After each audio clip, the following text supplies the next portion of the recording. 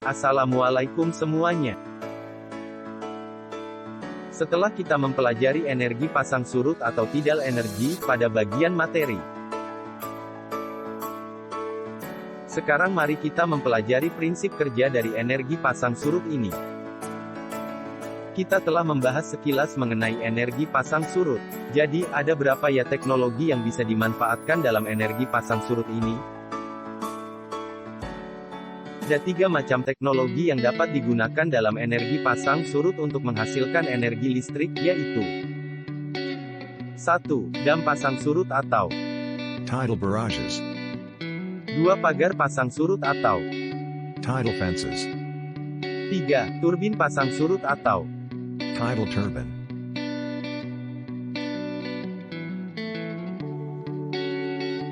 Mari kita pelajari prinsip kerja dari teknologi yang pertama, yaitu dam pasang surut atau Tidal barrages.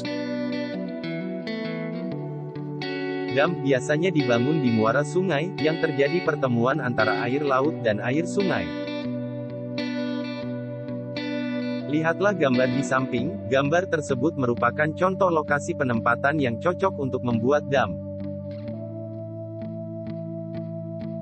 Dan dam dapat berupa bendungan atau tunggul lepas pantai, yang berfungsi untuk menghalangi air pasang surut yang masuk dan keluar, mengakibatkan ketinggian air pada satu sisi menjadi lebih tinggi.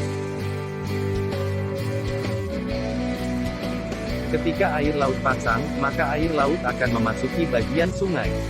Air pasang yang berada di sungai tidak dapat mengalir kembali ke laut dikarenakan ada dam yang menghalangi.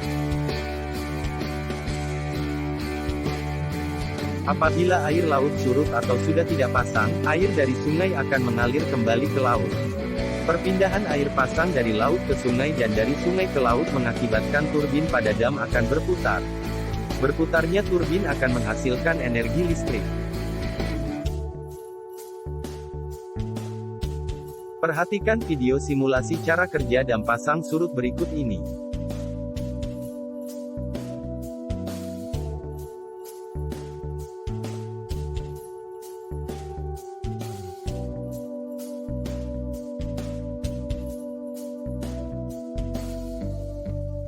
Teknologi yang kedua, pagar pasang surut atau Tidal fences.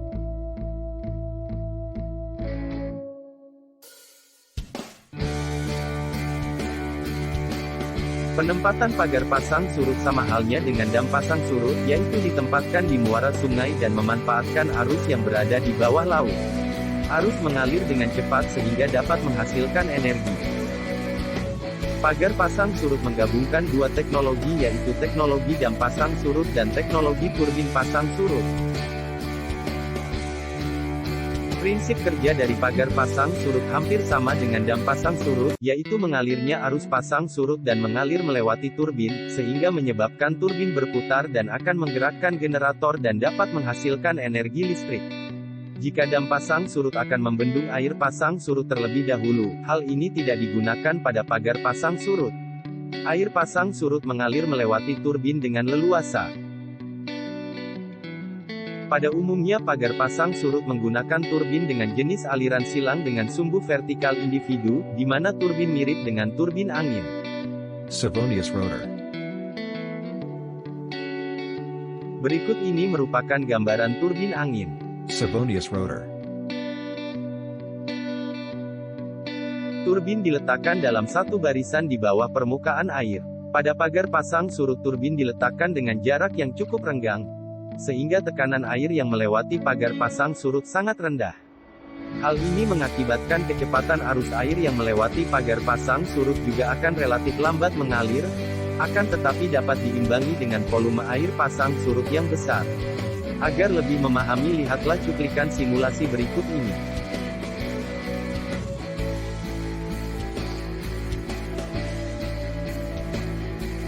Dan teknologi yang ketiga, yaitu teknologi turbin pasang surut atau Tidal turbine. Turbin pasang surut sangatlah mirip dengan turbin angin, namun turbin pasang surut diletakkan di bawah air laut dengan arus pasang surut yang kuat. Turbin pasang surut memanfaatkan energi kinetik dari air pasang surut, kemudian energi kinetik akan dikonversi Ketika terjadi pasang surut, air laut akan mendorong turbin untuk bergerak dan menghasilkan energi listrik. Turbin terhubung dengan generator listrik, sehingga listrik yang dihasilkan dapat disimpan terlebih dahulu.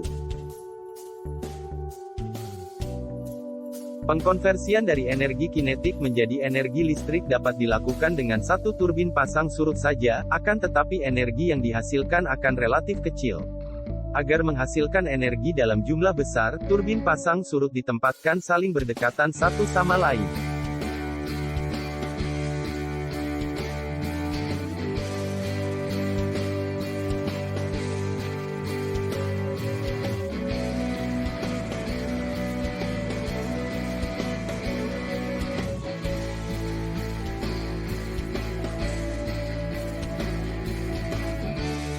Kita telah mempelajari ketiga teknologi yang dipakai untuk energi pasang surut. Sampai bertemu lagi.